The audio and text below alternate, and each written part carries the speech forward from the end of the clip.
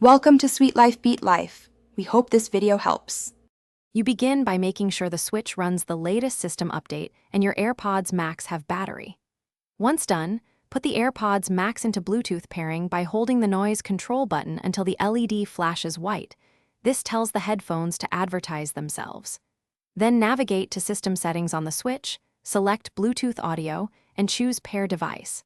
This is the first active step. The switch will scan and show nearby devices, so keep the headphones close and visible until the name appears. Once the switch detects your AirPods Max, you tap the device name to pair. You will hear a connection chime or see a connected status on screen. Make sure to adjust volume from the home menu so audio levels are safe. Note why. The switch supports Bluetooth output but not Bluetooth headset microphones, so voice chat requires separate options. If pairing fails or latency is unacceptable, consider an external solution, a low-latency Bluetooth dongle on the dock or a Lightning to 3. You finish by testing audio across gameplay and menus to confirm sync and clarity.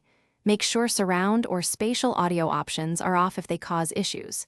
If you run into problems, restart the switch and put AirPods Max back into pairing mode or remove other Bluetooth interference nearby. One key troubleshooting tip. If pairing consistently fails, reset the AirPods Max by holding noise control and the digital crown until the LED flashes amber then white. Then repeat the switch pairing steps. This clears stubborn pairing states and often resolves connection issues.